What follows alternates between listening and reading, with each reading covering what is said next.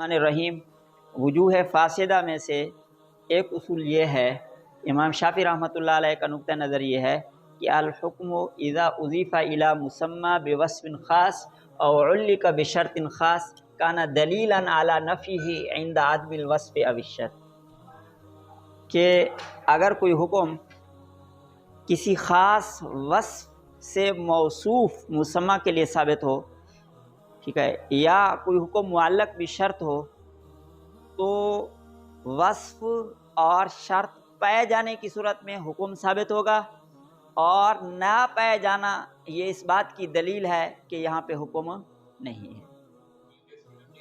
ہم اتنی بات تو تسلیم کرتے ہیں کہ اگر کوئی مسمی بوصف خاص ہے تو جب وہ پایا حکم اس کے ساتھ معلق کیا گیا ہے، تو جب وہ موصوف پایا جائے گا تو اس کے لیے حکم بھی ثابت ہوگا، جو معلق بھی شرط ہے، شرط پائی جائے گی تو اس کے لیے حکم بھی پایا جائے گا۔ لیکن شرط کا نہ پایا جانا یا وصف کا نہ پایا جانا یہ حکم کی نفی کی دلیل ہو، کہ اس بات کی دلیل ہو کہ حکم یہاں پہ موجود نہیں، ہم اس کو تسلیم نہیں کرتے۔ ہم کہتے ہیں جو شرط اور وصف نہ پائے جانا ہے، اس سے تو اتنا پتہ چلتا ہے کہ حکم مسکوت عنہ ہے، بس پایا جا رہا ہے نہیں پایا جا رہا، اس کے لیے ہم دیگر دلائل کی طرف دیکھیں گے، ٹھیک ہے۔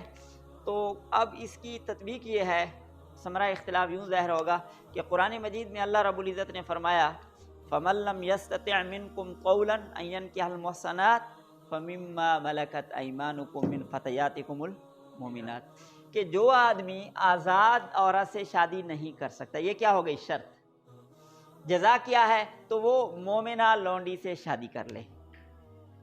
دو چیزیں پائی گئی، شرط بھی پایا گیا اور وصف بھی پایا گیا۔ شرط کیا ہے کہ جو آدمی آزاد عورت پہ قدرت نہیں رکھتا، آزاد عورت سے شادی نہیں کر سکتا، یہ ہو گئی شرط، ٹھیک ہے۔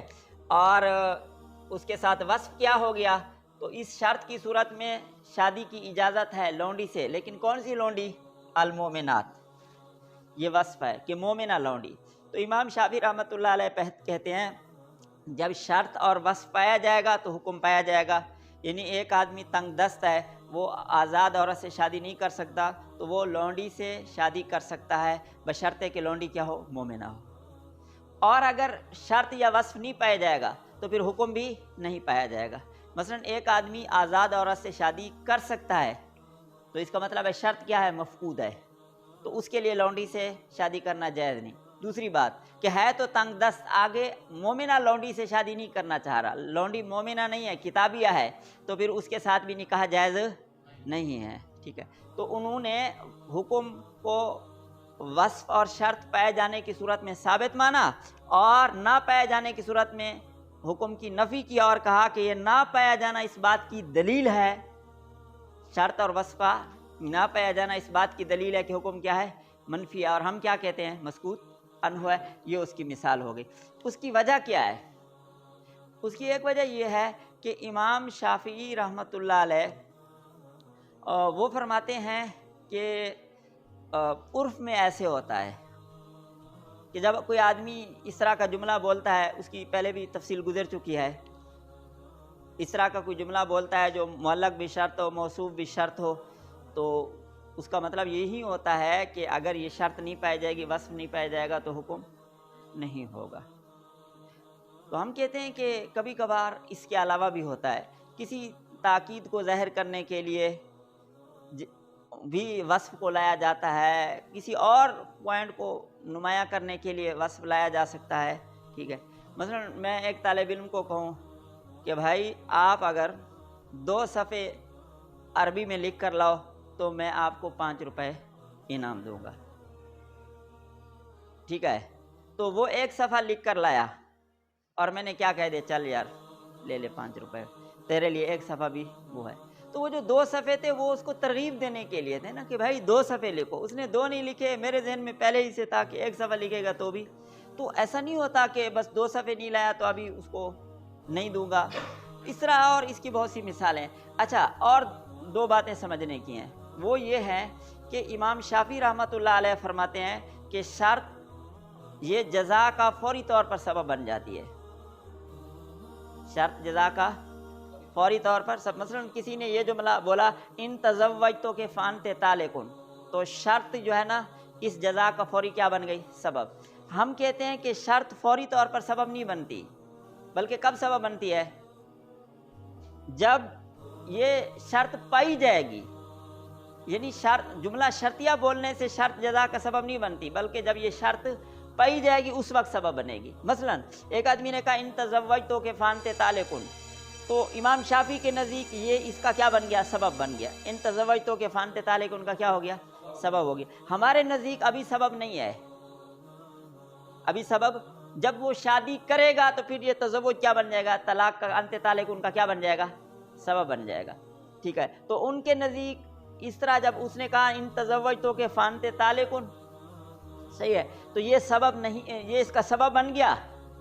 اور اب یہاں پہ سبب جب بنا ہے تو وہ محل نہیں ہے، بیوی اس کی بیوی نہیں ہے اور تزوج نہیں پایا جا رہا، تو اس وجہ سے یہ کیا ہو جائے گا؟ اس کو طلاق بھی نہیں ہوگی، کلام کیا ہو جائے گا؟ لغو ہو جائے گا۔ لیکن ہمارے نزدیک کلام لغو نہیں ہوگا، یہ معلق ہو گیا، جڑ گیا، لیکن سبب کب بنے گا؟ جب وہ تزوج کرے گا، تو اس سے شادی کرے گا تو یہ سبب بن جائے گا انت طالق، شادی نہیں کرے گا تو سبب نہیں بنے گا۔ دوسری بات، ایک شرط ہے، دوسرا سبب ہے، تیسرا حکم ہے کہ انت طالق ان کا حکم کیا ہے؟ وقوع طلاق۔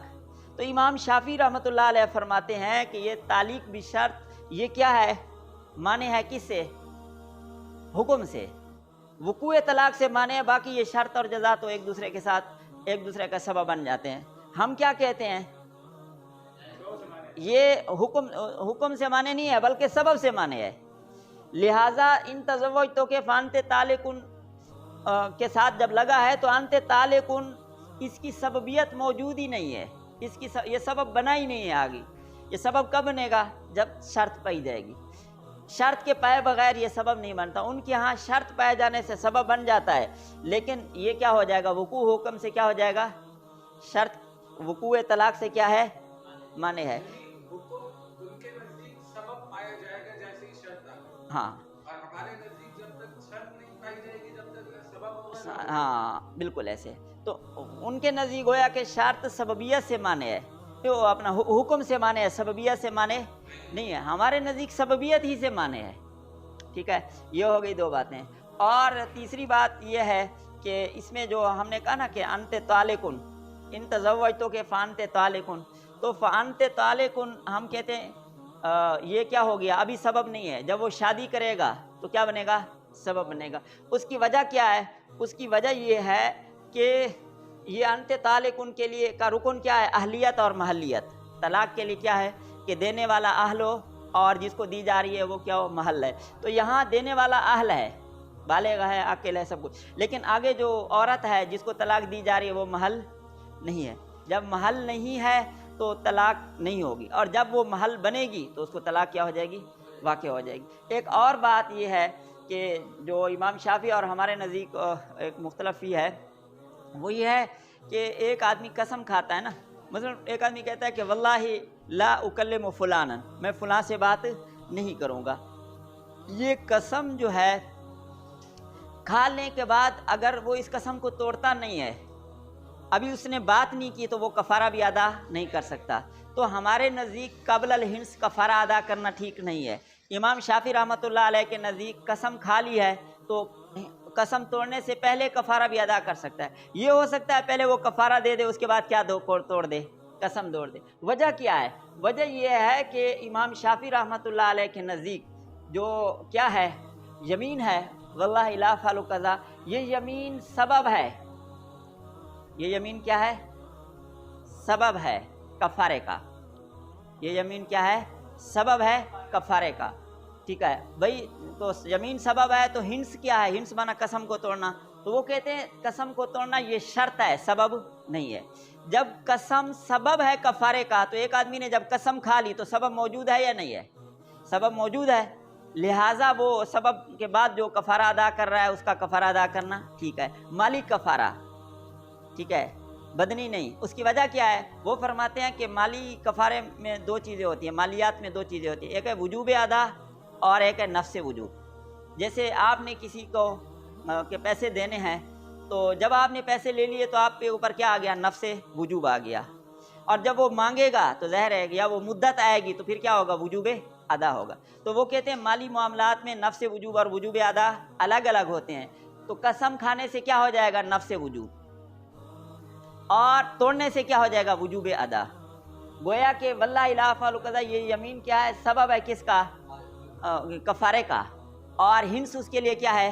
شرط ہے۔ لہذا ہنس سے پہلے بھی اگر کوئی بندہ کفارہ ادا کرتا ہے تو اس کا کفارہ ادا کرنا ٹھیک ہے، مالی کفارہ۔ لیکن ہم کیا کہتے ہیں کہ یہ جو یمین ہے نا، یہ ہنس کا سبب نہیں ہے بلکہ یہ بر کا سبب ہے، کہ بنیادی طور پر تو کیا ہونا چاہیے کہ قسم اس لیے کھائی جاتی ہے کہ اس کو پورا کیا جائے، لیکن یہ ہنس کا اس وقت سبب بنتا ہے جب ہنس کیا ہو، کفارے کا سبب اس وقت بنتا ہے جب ہنس پایا جائے۔